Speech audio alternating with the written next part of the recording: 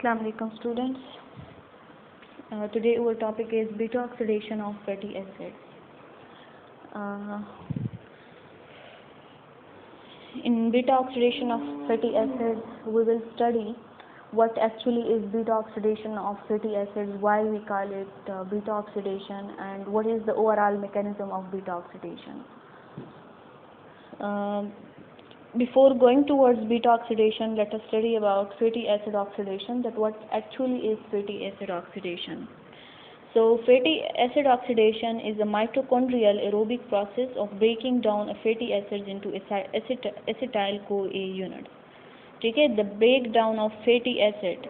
This fatty acid may be a fatty acid contains 16 carbon, 18 carbon, 14 carbon, 12 carbon and so on.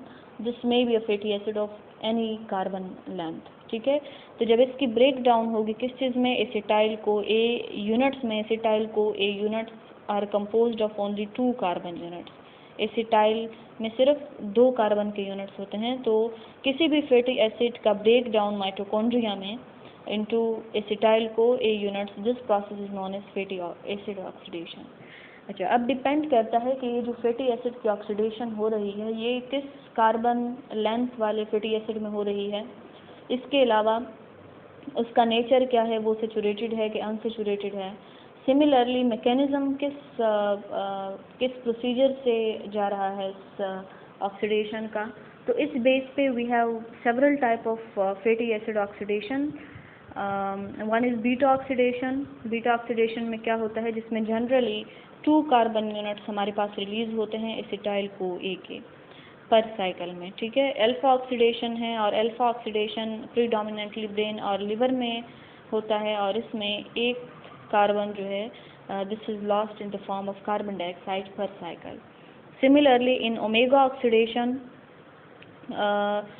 Omega oxidation is a minor mechanism. ये generally जो short chain fatty acids होते हैं उनमें omega oxidation का process होता है और ये उस टाइम इम्पॉर्टेंट होता है जब इम्पेयर्ड बीटा ऑक्सीडेशन के कंडीशंस हों. ठीक है, बीटा ऑक्सीडेशन जब नॉर्मली अकर ना हो रहा हो तो उस टाइम जनरली ओमेगा ऑक्सीडेशन होता है. इसके अलावा है आपका पर ऑक्सीजोमल ऑक्सीडेशन. तो ये मेनली जो बहुत लॉन्ग चेन फैटी एसिड्स होते हैं उनकी ट्रिमिंग करने के लिए पर ऑक्सीजोमल ऑक्सीडेशन होती है. बहुत ज़्यादा लॉन्ग चेन फैटी एसिड्स कुछ होते हैं तो उनको ट्रिम करने के लिए ताकि उनके छोटे छोटे पीसीज बने, उनके छोटे छोटे पीसीज बन सकें, तो उस टाइम जो ऑक्सीडेशन होती है वो यूजुअली पर ऑक्सीजोमल ऑक्सीडेशन होती है. अब इस वीडियो में हमने पढ़ना है beta oxidation of saturated fatty acids. वो फैटी एसिड्स जिनमें कोई अनसेचुरेशन, कोई डबल ट्रिपल बॉन्ड नहीं है. फैटी एसिड की जो चेन लेंथ है उसमें सारे के सारे बॉन्ड सिंगल है, तो उनमें बीटा ऑक्सीडेशन कैसे होती है. अच्छा, बाकी डिटेल्स पे जाने से पहले हम ये देख लेते हैं कि इसको बीटा ऑक्सीडेशन क्यों कहते हैं. Suppose this is fatty acid. ठीक है, फैटी एसिड का ये आपका फंक्शनल ग्रुप है. This is the functional group of fatty acid और इसके साथ हाइड्रोकार्बन की एक चेन अटैच होती है. तो इसकी अगर हम नंबरिंग देखें तो नंबरिंग के लिहाज से क्या है कि वो वाला कार्बन जो कि कार्बोक्सिलिक एसिड वाले कार्बन के साथ अटैच है, this carbon is known as carboxylic acid carbon, because ये वाला जो ग्रुप है इसको कार्बोक्सिलिक एसिड ग्रुप कहा जाता है. तो इसके साथ जो कार्बन डायरेक्टली अटैच है उसको कहा जाता है alpha carbon and the carbon attached next to the alpha carbon is known as beta carbon. अब बीटा ऑक्सीडेशन में जो क्लीवेज होगी वो होगी आपके अल्फा और बीटा कार्बन के दरमियान में और इस तरीके से 2 कार्बन की एक chain acetyl co enzyme A के फॉर्म में रिलीज होगी. अब चूंकि क्लीवेज हो रही है अल्फा और बीटा के दरमियान में, इस वजह से इस क्लीवेज को या इस ऑक्सीडेशन को कहा जाता है बीटा ऑक्सीडेशन. ठीक है, ओवरऑल प्रोसेस बीटा ऑक्सीडेशन का क्या होगा. Suppose this is 16 carbon fatty acid palmitoyl co A. तो इसकी हर एक साइकिल पर 2 इससे कार्बन सेपरेट होंगे. देखें, फर्स्ट साइकिल में 1-2 कार्बन सेपरेट हो गए, उसके बाद 3, 4, 5, 6 एंड सो ऑन. क्लीवेज हर एक टाइम पे अल्फा और बीटा कार्बन के दरमियान में हो रही है और एट द एंड आपके पास जो 16 कार्बन है तो 16 डिवाइडेड बाय 2 गिव्स अस 8. तो एंड में हमारे पास 8 एसिटाइल को ए के मॉलिक्यूल्स जनरेट होंगे फ्रॉम द बीटा ऑक्सीडेशन.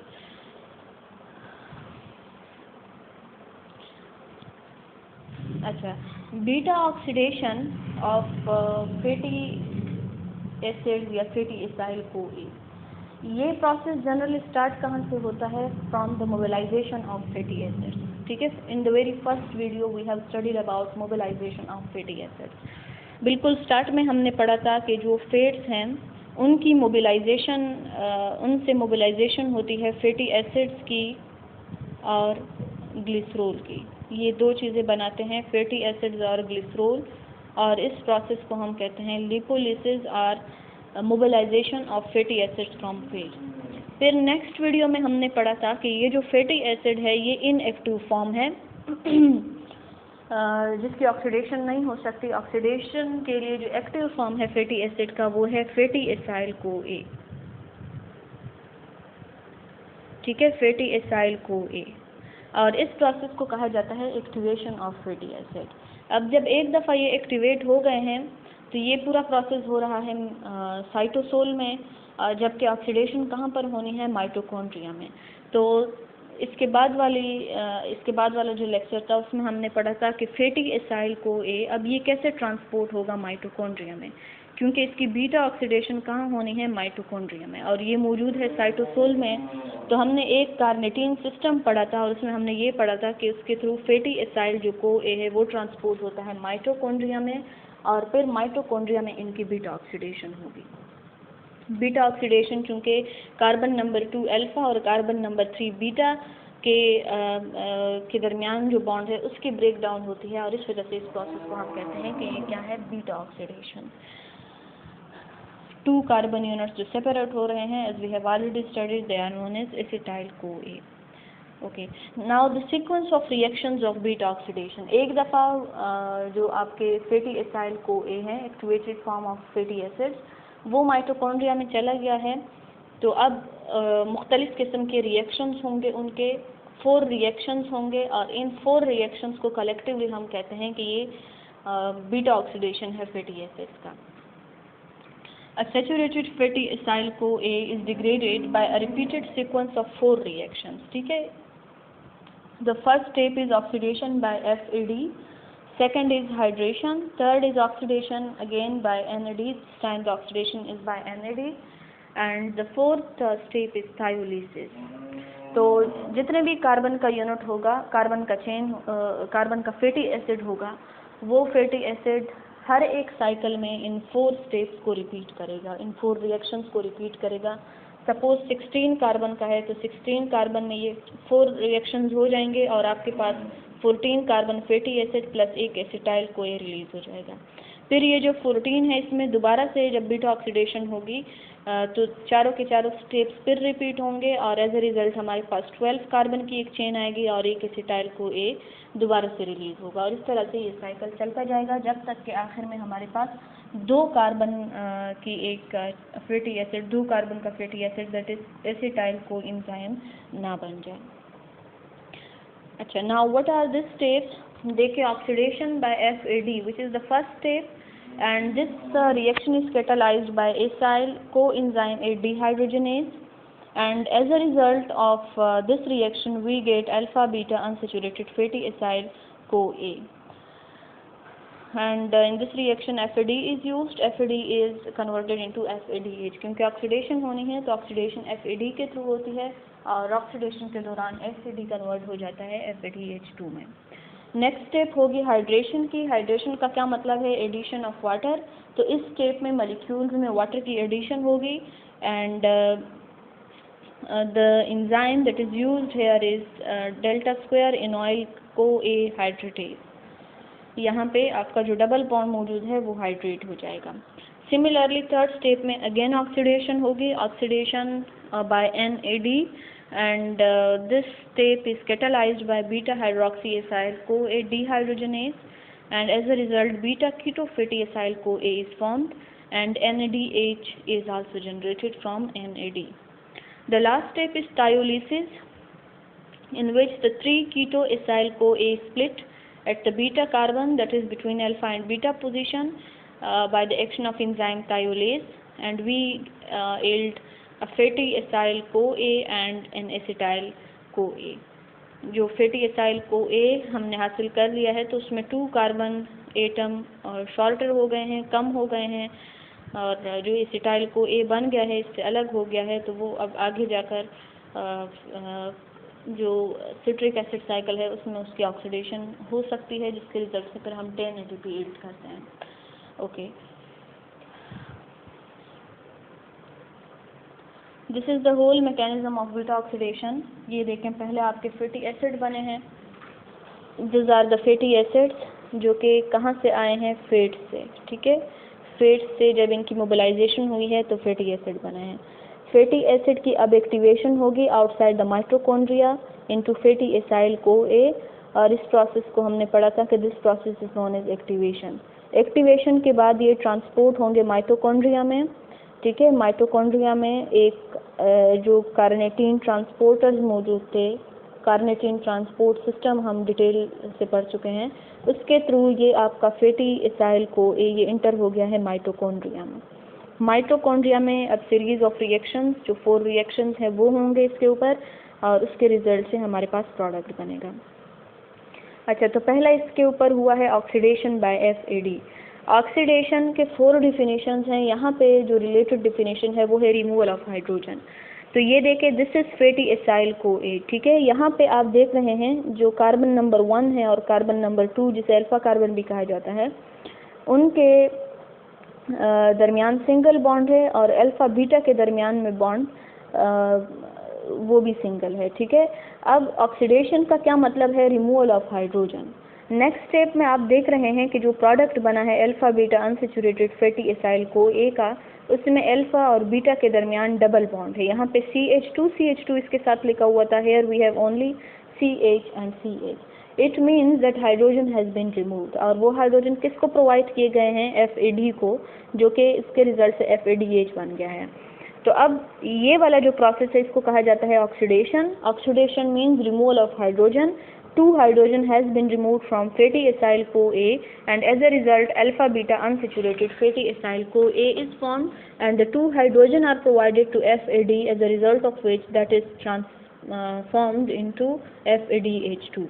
ठीक है, ये चीज़ आपने याद रखनी है। जो FADH2 फर्स्ट स्टेप पे बना है उसको आगे हम एनर्जेटिक्स में काउंट करेंगे, उससे हमारे पास 1.5 ATP एनर्जी का यील्ड आएगा। ठीक है, अच्छा, सेकंड जो स्टेप है, इन द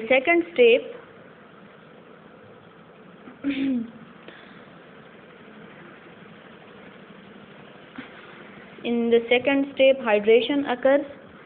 ये देखें, यहाँ पे आपका डबल बॉन्ड बन गया है, रिमूवल ऑफ हाइड्रोजन, ऑक्सीडेशन हो गई है। अब नेक्स्ट होगी हाइड्रेशन। हाइड्रेशन का क्या मतलब है, एडिशन ऑफ वाटर। तो एडिशन ऑफ वाटर में क्या होगा, ये जो आपको डबल बॉन्ड नज़र आ रहा है, यहाँ पे आपका डबल बॉन्ड बन गया है। अब इस डबल बॉन्ड में वाटर की एडिशन होगी। देखें, ये वाटर ऐड हो रहा है, हाइड्रोजन यहाँ पे ऐड हो गया है, हाइड्रोक्सिल यहाँ पे ऐड हो गया है वाटर का। अब इस स्टेप में चूंकि वाटर की एडिशन हुई है, so that's why this process is known as hydration. जो इंजाइम इसको कैटालाइज करने के लिए चाहिए, it is enoyl co enzyme A hydratase, and the product formed is known as L beta hydroxy fatty acyl को A. यहाँ पे जो L है इसका मतलब है लीवो रोटेटरी।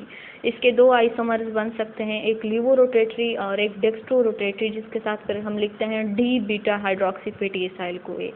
ये वाला जो आपका बन रहा है, ये L आइसोमर बन रहा है, तो इस वजह से इसको L कहा जाता है। अच्छा, यहाँ पे आपकी हो गई है हाइड्रेशन। हाइड्रेशन के बाद जो नेक्स्ट स्टेप है वो है दोबारा से oxidation, and this time oxidation occurs by NAD। Oxidation, again oxidation का क्या मतलब है, रिमूवल ऑफ हाइड्रोजन। तो यहाँ पे आप देख रहे हो कि इस O के साथ भी हाइड्रोजन अटैच है और इस कार्बन के साथ भी हाइड्रोजन अटैच है। नेक्स्ट स्टेप में जब ये जाएगा तो इसकी ये हाइड्रोजन रिमूव हो गए हैं। O का हाइड्रोजन रिमूव हो गया है, कार्बन का भी हाइड्रोजन रिमूव हो गया है, और as a result carbon oxygen ने आपस में एक पाई बॉन्ड बना दिया है। यहाँ पे सिर्फ एक बॉन्ड था, ठीक है, 1 बॉन्ड, यहाँ पे आपको नज़र आ रहा है देयर आर 2 बॉन्ड।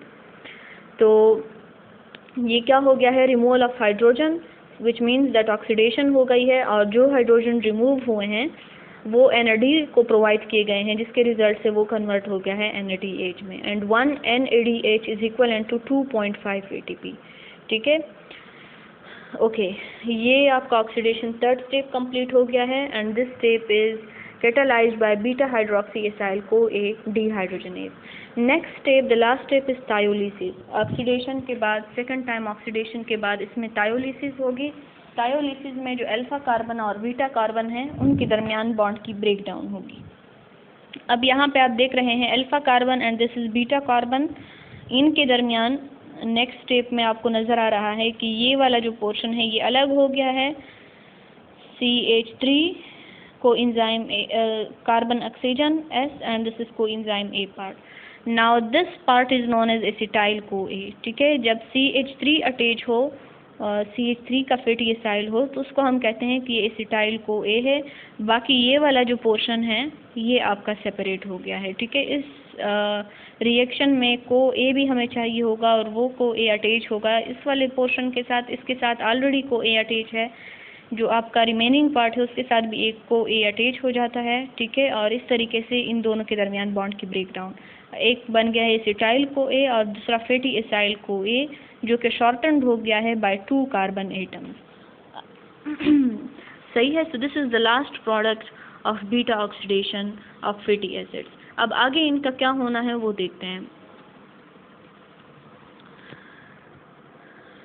देखें, shortened fatty acyl CoA which contain 2 carbon less than the original formed in the cleavage reaction re-enters the oxidative pathway at the reaction catalyzed by acyl CoA dehydrogenase and this way a long chain fatty acid may be degraded completely to acetyl CoA. ठीक है, ये जो आपका fatty acyl CoA बन गया है ये acetyl CoA. ठीक है, एसिटाइल CoA जो 2 कार्बन चेन है ये तो इंटर होगा सिट्रिक एसिड साइकिल में. सिट्रिक एसिड साइकिल में ये बनाएगा कार्बन डाइऑक्साइड वाटर और 10 ATP एनर्जी भी प्रोवाइड करेगा. जबकि बाकी जो फैटी एसाइल CoA का पार्ट बच गया है वो दोबारा से इस स्टेप में आएगा. ठीक है, इस स्टेप में आ गया है, फिर ये 4 प्रोसेस रिपीट करेगा, दोबारा से एसिटाइल CoA देगा और ये 2 कार्बन एटम्स मज़ीद शॉर्ट हो जाएगा. ठीक है, और ये साइकिल ऐसे रिपीट होता जाएगा जब तक एंड में हमारे पास सिर्फ एसिटाइल CoA ना बच जाए. अच्छा, ये देखें जो एसिटाइल CoA है वो आपका इंटर होगा in the citric acid cycle और सिट्रिक एसिड साइकिल में ये सारे प्रोसेस रिपीट करके वो at the end 10 ATP energy provide करता है. इसके अलावा कार्बन डाइऑक्साइड प्रोवाइड करता है और वाटर प्रोवाइड करता है.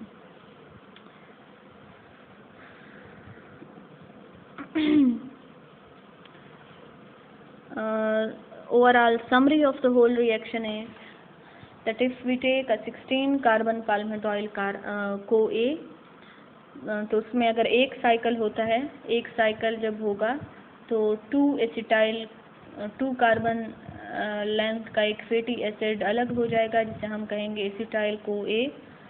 वो एंड में हमारे पास प्रोडक्ट आएगा. इसके अलावा इस एक साइकिल में एक NADH रिलीज होता है which gives us energy equivalent to 2.5 ATP and 1 FADH2 is produced which gives us energy equivalent to 1.5 ATP.